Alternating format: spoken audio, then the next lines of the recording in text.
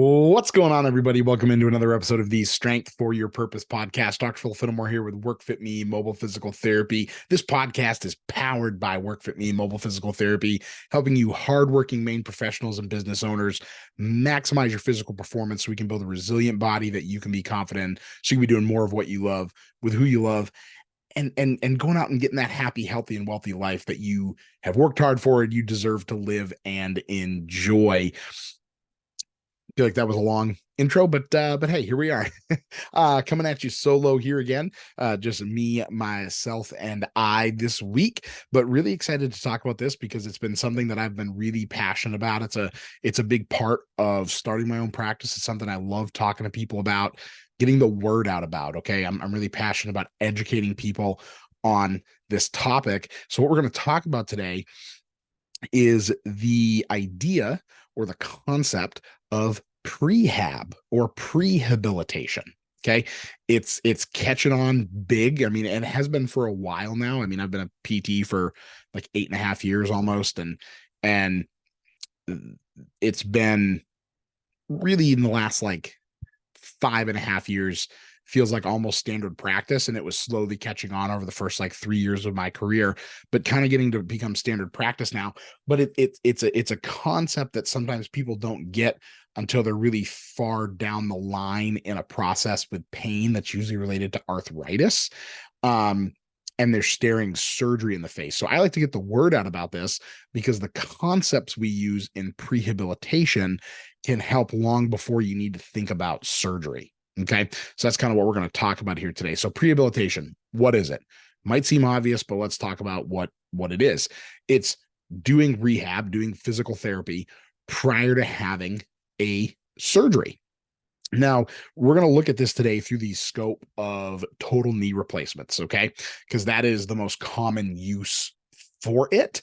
I wished it was used more for hips and shoulders as well, but most of the research has been done on knees because the knees tend to have sort of the biggest bang for your buck, so to speak. The research is the best on those, but more research needs to be done on hips and shoulders, so that we can head that off a little bit too.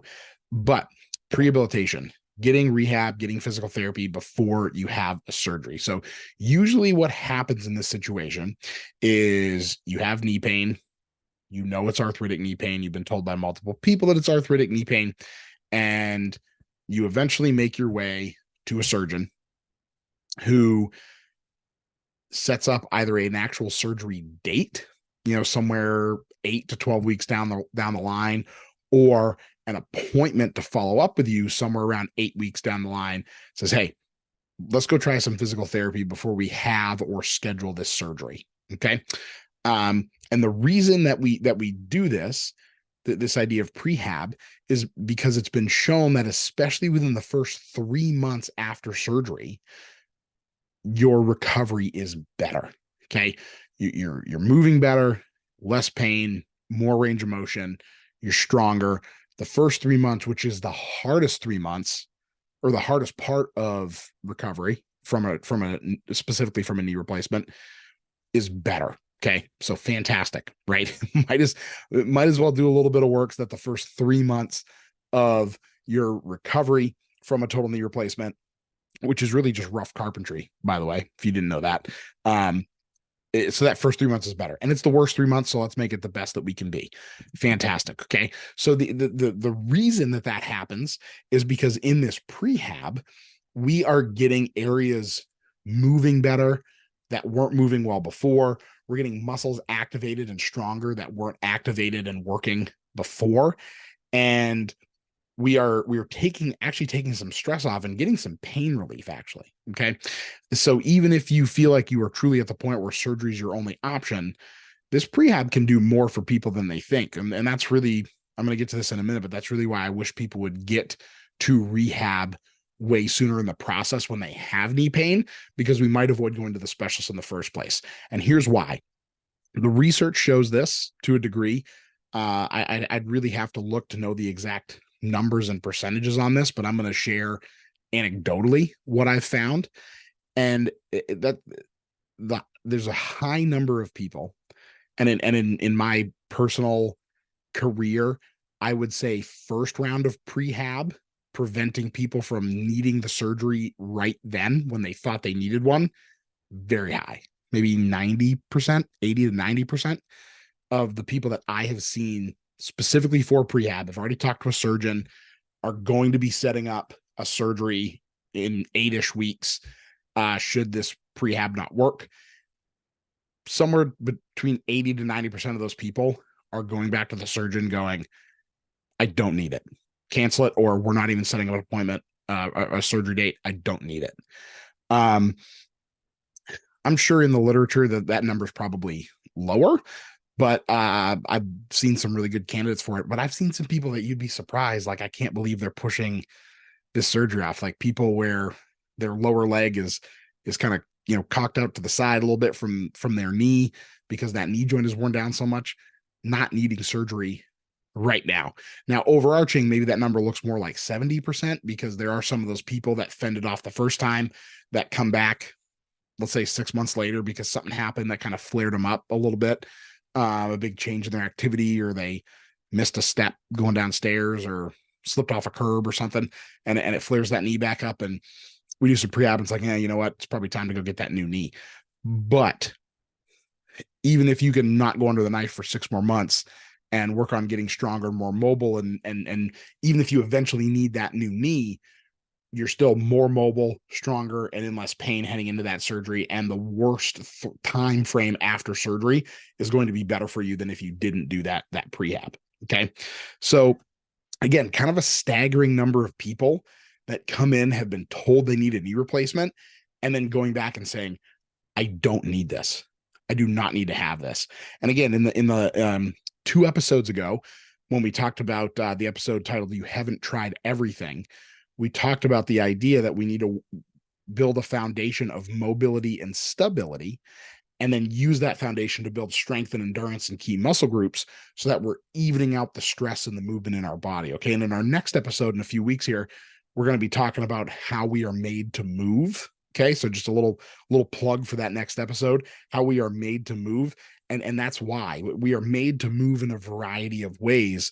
But in order to do that, we need to have our small muscles working the right way, our joints moving the right way, and our big muscles working at as peak of a performance as we can get them, so that all of the areas we're putting force and stress on in our body can accept and handle that force and that stress.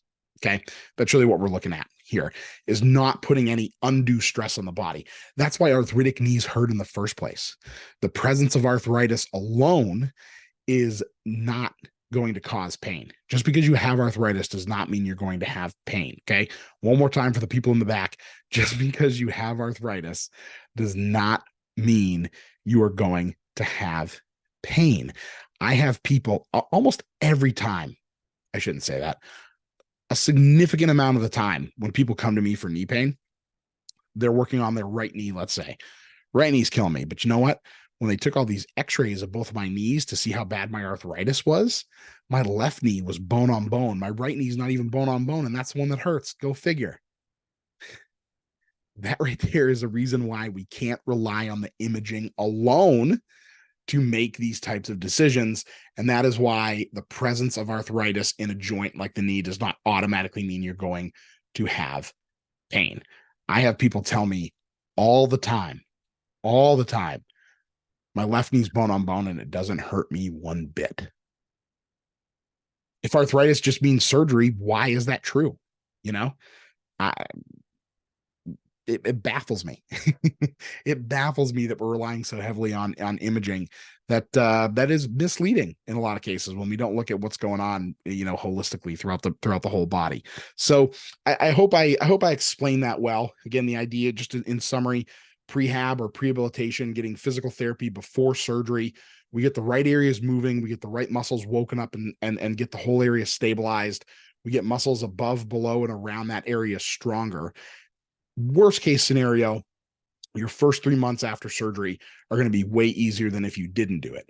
Best case, you're not going to need to have that surgery that you thought you were going to have at all. We're at least going to move it down the road. We're at least going to move it down the road. And there's a mindset out there of, well, if you need it, just go get it. And it's like, well, why?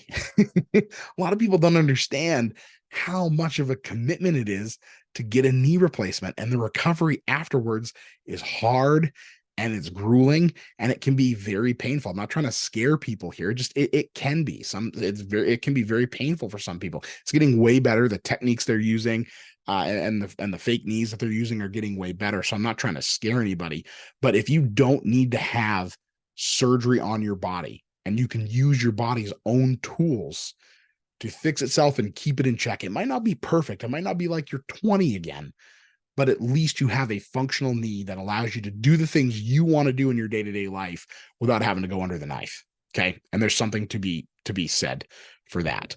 So again, the sooner you do this, the better. Honestly, when you first start to have knee pain, you think it's arthritis, get some physical therapy. You don't have to go see a doctor before you get that. You don't need a referral for that. You can come right in, you can talk to a physical therapist, you can get going on a plan, and you can see if that conservative treatment will handle that knee pain. Because if it does, you can just keep up with that until it won't anymore, honestly. Because you know what, if it's not going to work for somebody and they truly put the effort in and it's not going to work, then surgery's okay. I'm not saying no one should get surgery. When it's necessary, it's necessary. Okay. And I've sent people to surgery many, many times, but if we can avoid it, my goodness, why not? Right? Why not? So that's all I have for you today. If you have questions, my contact info is in the show notes. Feel free to reach out and chat and see what PREhab can do for you. It's never too late and it's never too early, folks. Just remember that. Okay. It's never too late or never too early to get rehab, get conservative treatment. Arthritis alone doesn't mean you're going to have pain. Okay. Don't be afraid to reach out and chat. Thank you so much for listening and watching. If you're listening and you want to watch or you'd enjoy watching, we do have a YouTube channel. Just go over there. I say we, it's me and my buddy Travis, who does my audio editing. What up, Trav? Head over to YouTube, search Strength for Your Purpose podcast, and you'll find us. Don't forget to subscribe while you're there. Wherever you're listening, make sure you subscribe, hit the notification bell both places so that you know when new episodes drop. And that's all I have for this week. We will see you back here next time on the Strength for Your Purpose podcast. Make it a great one, everybody.